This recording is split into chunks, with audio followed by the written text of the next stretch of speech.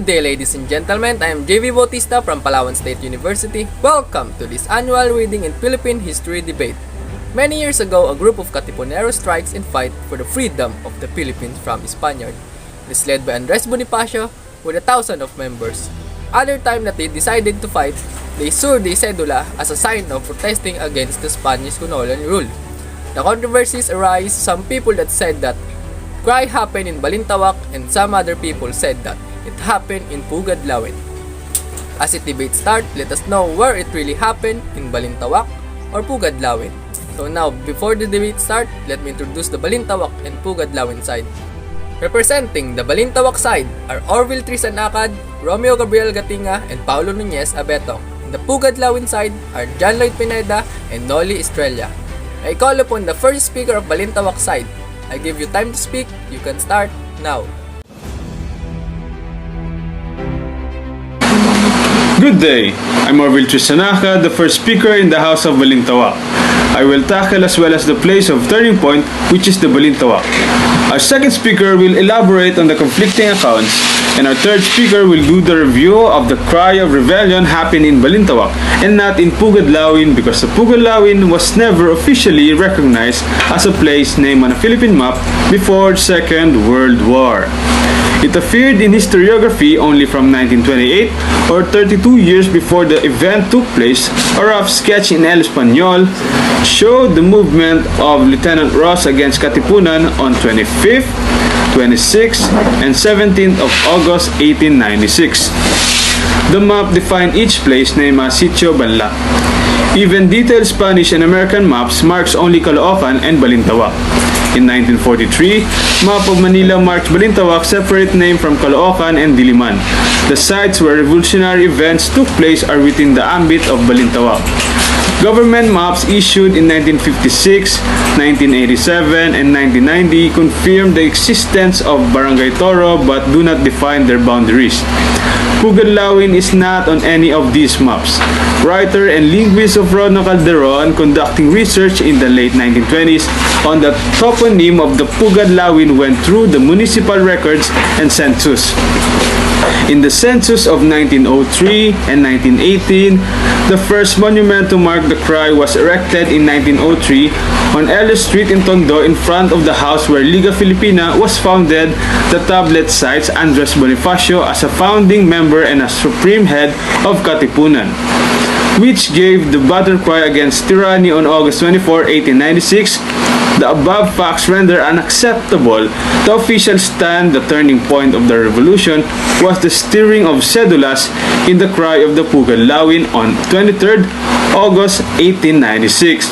In the Juan's Ramos house in Pugadlawin, Bahay Toro in Caloocan, the events of 17 to 26 of August 1896 occurred closer to Balintawak than to Caloocan.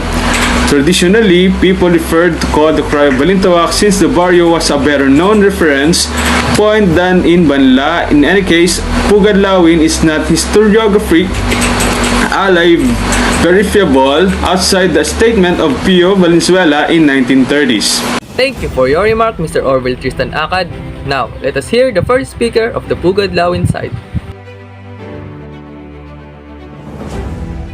Pleasant day to everyone. My name is John Lloyd Pineda and I will be the first speaker in the House of Pugadlawin. I will state our first argument, which is the Pugadlawin, the place of the first cry. Our second speaker will present the credibility of the eyewitnesses' account, and the third speaker will do the rebuttal.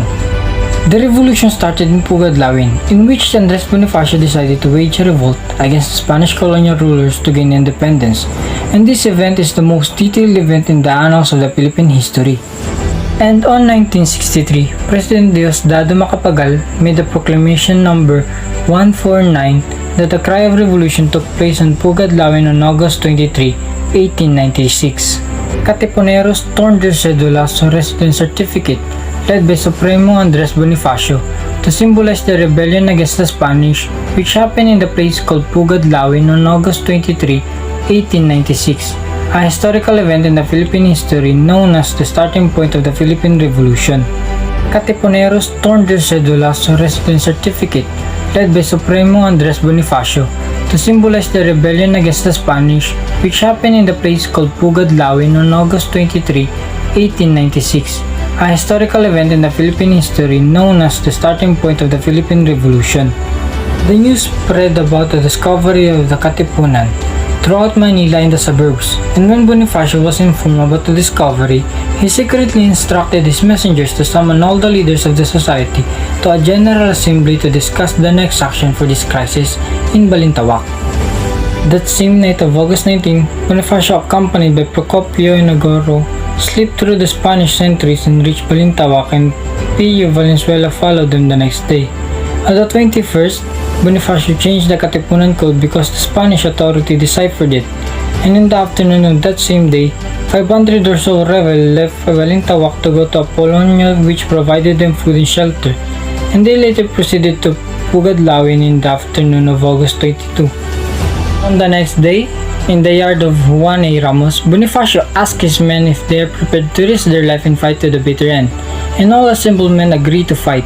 Despite the objection of his brother-in-law, Bonifacio said to bring out your cedulas and tear them to pieces to show your dedication to take up arms.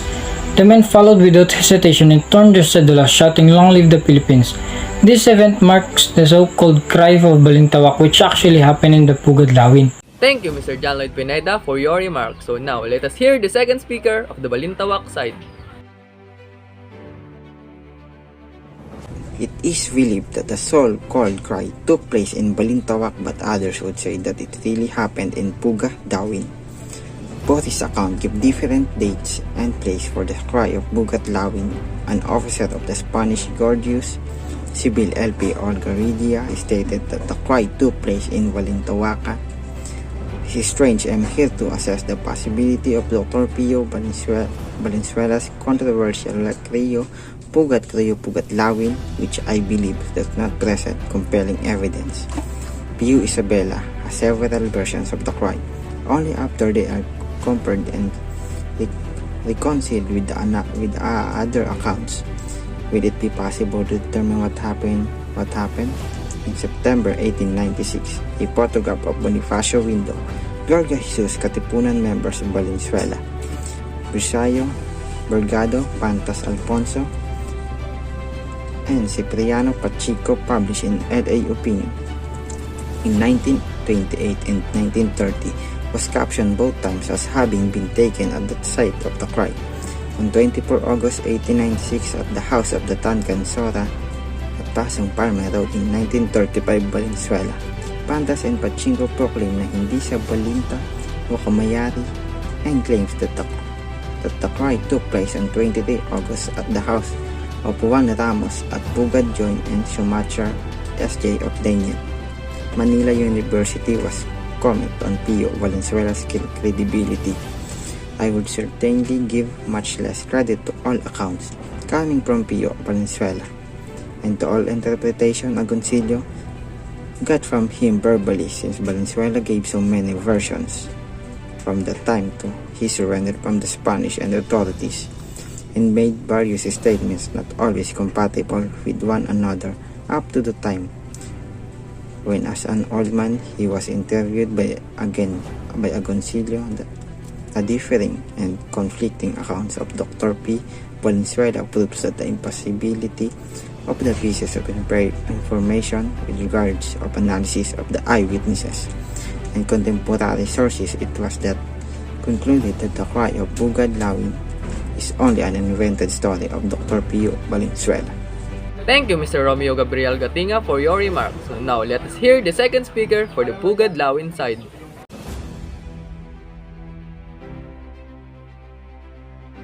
I am your second speaker, Noli B. Estrella, who will be tackling the reliability of account of eyewitness accounts. Some members like Teodoro Agoncillo, Miragos Guerrero, Emmanuel Encarnacion, and Ramon Villegas claimed that the cry happened in Tandang Sora, which is part of Pugad Lawin. Teodoro Vintella's account, which is influenced Pia Valenzuela's accounts, become the basis of today's current stance of Philippines government.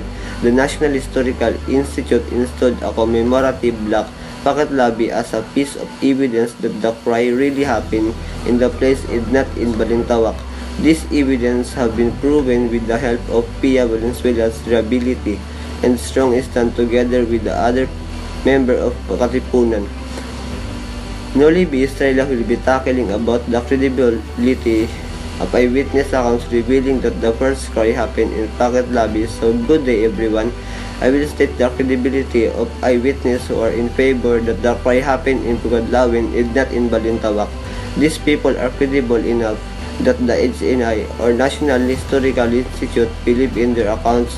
The people that are reliable as in evidence and the following.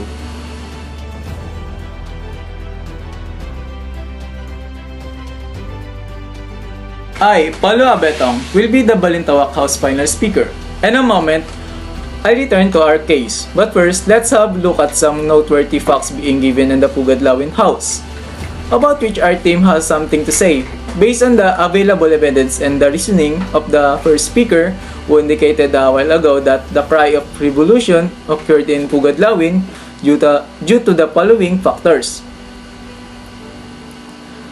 The tearing up of Catabaneros cedulas and that this occurred in Juan Ramos' yard. Our house, on the other hand, dispute this rationale since it was said that particular lovely civil manual set was never mentioned in Islamuwu during the shredding or inspection of the cedula in August 1896, missionary in Balintawak. Apart from that, in 1964, the Katipunan's National History Institute referred to the cry location as Tandang Sora rather than Juan Ramos' house, implying that information is inconsistent. People used to refer to the cry of Balintawak since it was more well-known reference point that had previously been lacking. As a result, the first speaker's argument is unreliable because the initial cry did not actually occur in Balintawak. I'm looking forward to the second speaker argument about the reliability of eyewitness tales. Valenzuela was in fact one of the Katipunan leaders. However, this does not imply that his knowledge is trustworthy enough to be used as the basis for the Philippine government's present positions. As we all know, Valenzuela's book, in which there appears to have been negotiation, clearly influenced the impossibility of his account. I should also mention that historian Pedro Gagilonia pointed out in 1970 that just one eyewitness, especially Dr. Pio Valenzuela report, could authenticate and corroborate a contentious historical matter. Aside from that, people must remember that Valenzuela was an elderly man at the time he was interviewed from the account. Furthermore, the second speaker claimed the Guerrero's incarnation occurred in Tandang Sora, which is Pugadlawin, was falsehood because those three historians were the ones who believed that all of the place named were in Balintawak, which then part of Caloocan and Quezon City. The second speaker position is no longer acceptable. So, gentlemen and ladies, what has our home told you today? To begin with, turning point of the first cry occurred in Balintawak due to the lack of Pugadlawin on the Philippine map, and secondly, the inability of Pio Valenzuela account making untrustworthy. Because of these factors, our family believes that Katipunero Pugadlawin was once romantic. Thank you, it's more accurate to use the original scream of Balintawak. Now, let us officially close the debate.